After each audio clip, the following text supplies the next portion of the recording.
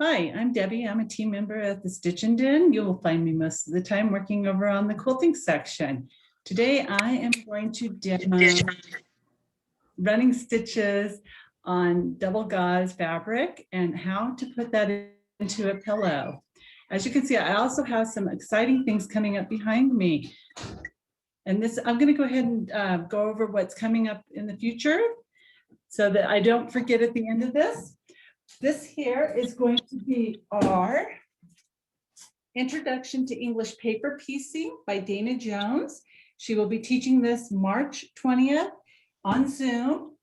It's going to cover the history of English paper piecing, and in the class you'll be purchasing a kit also in the class fee. It will contain the materials that you need to complete the projects that I showed, not the large one, just the center part of this right here. And she's going to have different techniques for you to use so that you can find the one that fits you the best. It's an all-day class. And then on April 17th, we have this great bag class taught by Von Zdenek. It's a great project bag. It's white, it opens up really nice and wide, and it has some great pockets in here. Class that you'll be doing on machine at your home. It is a Zoom class. And I hope that you join us for that also. And today is double points day. So don't forget, today's a great day to sign up for your next classes and get your double points. So when I came up with this idea for the double gauze, oops, I forget which one I'm on here. When I came up with the idea for the double gauze, I wanted something that was fun and easy that you could do without. Thank you. Thanks, Paula. Okay, that's good. Sorry, it's not working right. Okay, so I'm doing both here. And I just did these very fun little running stitches on here. Now you could also turn this into a table runner, and you wouldn't even have to use the machine at all. Of course, you have to use the machine for this second part of making it into a pillow. You want to. But with the running stitch, I use this fabulous highlighter tape. We sell this in the store, and I love this. As you can see, I can lay this out on my grid, and I just mark that top line right here. If I want to do another one, and it doesn't have to go all the way across. Now, when you're doing this, these blocks are 5 inches, and I allowed a little extra because I'm going to, I wanted to wash them. I'm upside down, I'm gonna have to stand up. I gently wash them so that they can pull in like gauze does and gives you a little more softness. Do you see how soft this one? See how soft that kind of lays? It doesn't have the crispness that you see in your regular cottons. So I'm using a size 7 embroidery needle. You'll need a needle threader to pull my 3 strands of embroidery floss through. And real quick before I go farther also, have you ever gotten an embroidery floss and started taking the ends off and just ended up with a big knot? Well, if you just pull this in right here, it just comes out to the right length that you need. You want to keep your length short. Now, I do make mine a little bit longer than most people do for their cross stitching, but that's because I want to make sure I can get all the way across my block. So I did 3 strands. I just separated my strands out in half. And you can see that I already did a line down here on the bottom. With this tape, you get this fabulous straight line and you're off and going. I would recommend that you do the outside edge first because it's going to stabilize your fabric more. Now we're going to do some other stitches that you're not going to be stabilizing on the outer edge as much, but when your first time you do it, I would do it from the outer edge. And I just start out at the end. You don't want to tie a knot. You're going to sew this down to fabric later. So that'll catch your ends of your thread. And you can see I'm just grabbing about 1/4 inch and I'm doing multiple stitches here. And you want to run about 3, and then you just pull. Now remember, you don't want to tie the end, so you want to leave about 1 inch to 1/2 inch down there at the end. And you go back in and you do more.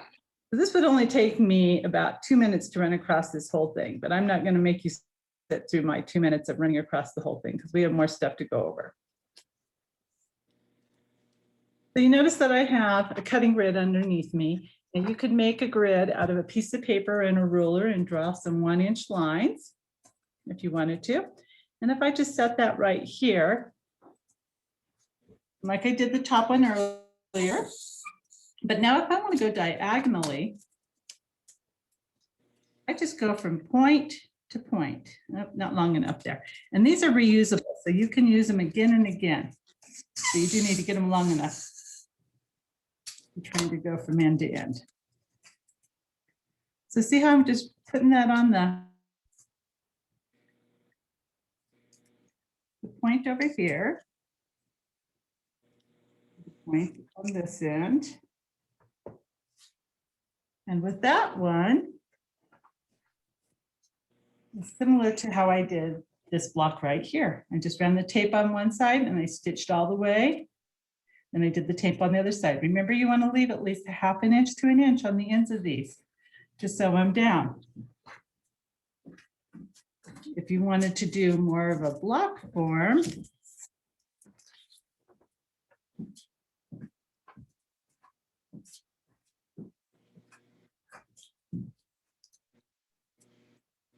you would do it like I had the one earlier. And see, I'm just using these 1-inch marks here on the grid.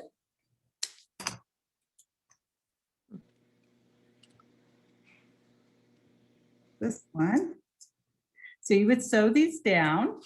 So you would sew on this side and on this side if you wanted to. And then you could put, after you finish sewing, then you would just put another one on. Don't worry, I can go back and put that right back where it was. And you can put another one on. By sewing those, you get this block right here. When you're finished with all your blocks, so I used 9 5-inch blocks in the pillow. When I finished with them, I put them in warm water, no detergent, and I just let them rest for a little bit. Then I squeeze them out against my sink and I laid them in a towel and I rolled them up tight in a towel and then I set them on my dryer and let them finish drying. Or you can just let them finish air drying wherever they are at. Do we have any questions so far? Do we have any questions? Not in the chat, but you could tell them they can unmute and ask questions. You are welcome to unmute and ask a question if you have any questions at this point. Okay. Now, for sewing onto fabric, when I made the pillow, these strips here are 1-inch strips. So there's only a 1/2 inch left because I do 1/4 inch seams on both sides. When you're sewing them, you want to make sure that you're catching your embroidery floss on them. When I sewed it though, I made sure that my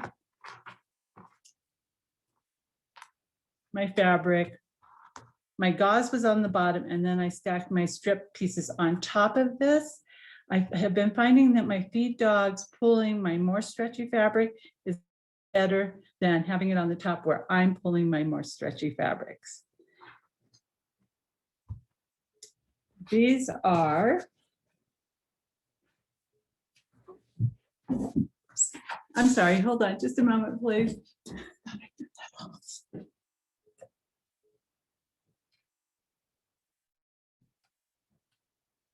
Thank you. That's okay. And we're fine. It's okay. So these are 1-inch. These are 1-inch squares here in the center.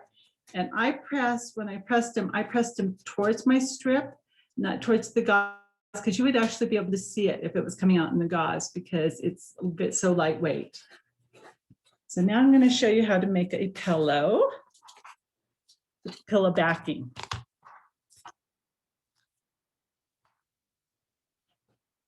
So this is for a 16-inch finished pillow.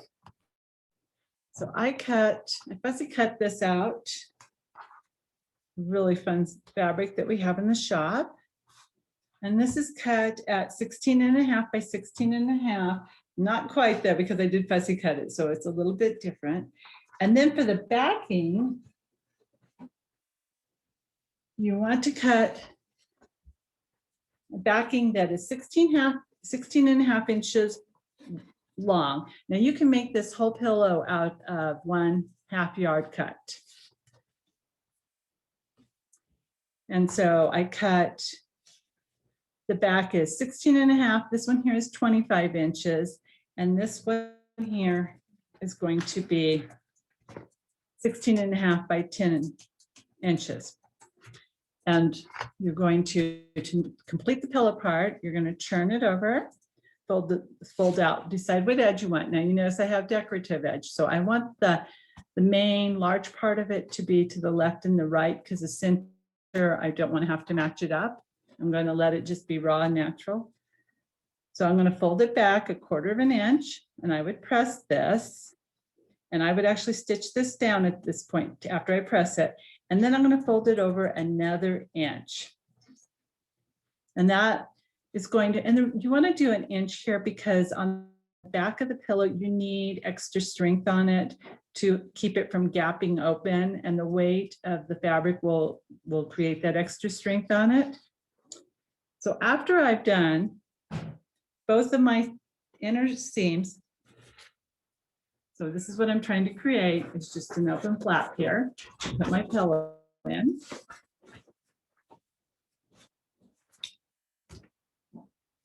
I'm going to take my pillow front, lay it down, face up.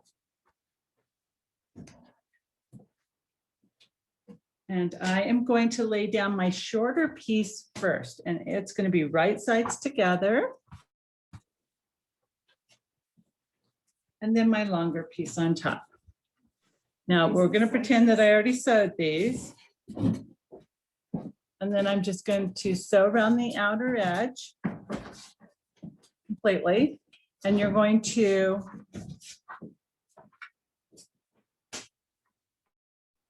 flip your corners right here before you turn it. So you'll just, your stitch will stop right here. And then you're going to clip your corner right here, and you want to be careful not to cut your thread right there. And that'll avoid it being too thick and not give you a nice corner point on it.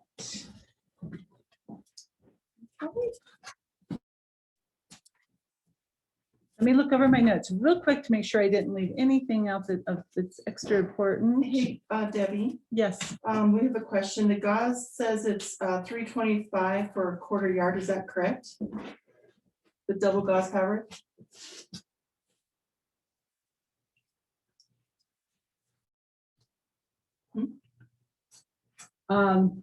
yes, I'm seeing 325. I think it's 325 per yard.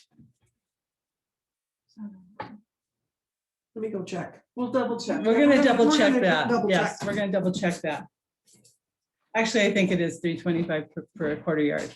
Because yes, it is. It is. I'm sorry. You're It is, okay? yes, it is 325 per 1/4 yard. Okay. And you're gonna want at least 1/2 yard if you're going to do the front and the back on your pillow. Sorry about that, everybody. I should have known that. And have you ever worked with the gauze before?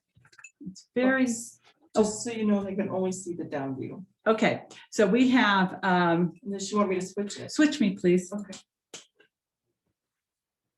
On the There we double go. gauze, it is double gauze because it's 2 pieces of gauze together. So you actually get, I'll show you up on the screen here in just 1 second. Sorry, the dryness has killed my fingernails. Maybe I won't show you. I'm not going to be able to show you, but you can see through it. So that's how thin it is when you're working with it, but there's 2 layers in this, and you can split it. If you needed it to be thinner some. But we have 3 colors. We have navy blue, white. Great for table runners, wedding table runners. Put your colors in it. Oh, the first one was black. This is how bad I am on colors. This is the navy blue. Is there any other questions? You can ask them if they'd like to unmute, or they can type it in chat, You can either chat a message in by going to the bottom of the screen and hitting a chat mark. Oh, thank you. Susan, with her fabulous I fingernails, got big nails. was able to split this for you. So you can see that it is just 2 pieces of beautifully colored gauze. And the quality is just fabulous on this. You can make nice shirts out of this also. These lightweight shirts. So you can unmute at the bottom of your screen on the left-hand corner, or you can, there's a message part at the bottom of the bar. If you want to tap on that, if you want to type in a question, we'll give you a couple of minutes here and then we'll get ready for our next demonstration. It is going to be, I still have more time. They want me to keep talking. You have until 11:15, so we have plenty of time for questions or. Okay, we have plenty of time for questions if anybody has any questions. Wow, I only took 15 minutes. Uh-oh. But up next we have Liz, and she's going to do some cross stitch demo for us. Wow. No questions? Any questions on our shops? I can also talk to you about, you see some quilts behind me here? Yeah, you should. If you want to come in and vote for these quilts, this was part of our Best of Estes quilt contest, and we haven't allowed them to be seen at all up until now because we want you to come visit us. But we have 7 that have entered our contest, and the winner's going to win $250 store credit. They're all individual and different. You're just getting a peek at 2.5 here. The rest of them are all worth popping in and seeing. I'm very fortunate. I work on this side. I get to look at them all day, and I'm not sure I could tell you which one I would pick as my favorite. Voting ends March 29th, and we'll announce the winner the first part of April. We have another contest coming up starting in March, so listen for that. More information on that. I'm not going to give out anything right now. And don't forget, today is double points day. And so you get double points for, again, the classes if you sign up for the Introduction to English Paper Piecing or the Open Wide bag, which is going to be, so I got to tell you what's happened in the store. Seems I've got all this time to kill. You guys can listen to me or mute me or whatever you want to. But I'm a quilter, and they pulled me over to the other side, and I've started knitting. And my poor couch at home has all these little knit projects going on. Well, I'm going to be making multiple of these bags because I make most of mine are the smaller projects. So I can toss them on my couch, and they almost look like pillows, but just to save my family room because there's yarn going everywhere now. So I don't have anything. I'm looking at Paula saying, Paula. Well, you could, I know we don't have all the details for our next quilt contest, but there is another one coming. I did, but I told them, see, Paula's encouraging me to go ahead and tell you guys this, and I just said that I wasn't going to say any more details. You had to stay tuned into us. Well, we don't have all the particulars worked out, but we will have a new contest in March. Yes. So, And it's going to be very fun, and it's going to be multi-level. So if you're a beginner and you want to just show off what you've come up with, you can. yeah, And if you're very advanced, you can do that also. we will have another $250 prize again. And there will be another $250 store credit prize. And that's for either side of the store, not just on the quilting side. You kind of gear them towards, you can be a traditional quilter, but also towards the art quilting. You can use other fibers. It doesn't have to just be based on quilting. It's just fun. It's a fun way to express who you are and what you feel about the subject. Okay, Paula, people do not want to say Sorry, people. Well, just ask if they have any quilting questions in general. You can Okay. spend a few minutes answering, and if not, we can just take a pause and let Liz get set up. Okay, so did you guys, if you didn't hear Paula, I can answer some of the questions if you have any quilting questions. If you're new to quilting, if you're trying something different, I will try to direct you. I will tell you, if you want to speed up in quilting, try out Stripology rulers. I love them. And oh, this tape, I haven't talked about the tape as much as I would like to. So I used the highlighter tape for this project on the double gauze, and it opened my eyes to all the possibilities of this. I started using this on my rulers when I'm having to cut a different size, so I know how far over I could go on it. Paula originally brought this in because it's great for marking your pages in your book, and then you can just move it down as you're going because it peels right back off. And it's just really fun, and it comes in orange, pink, blue, yellow, and green, I think. And if there is any questions, I am going to clear out, leave you alone, and let you go get a cup of coffee and come back and catch Liz, because I think she's going to have some real exciting stuff to show you. This starts at 11:30. And it starts at 11:30. So get a big cup of coffee. Thank you. Bye.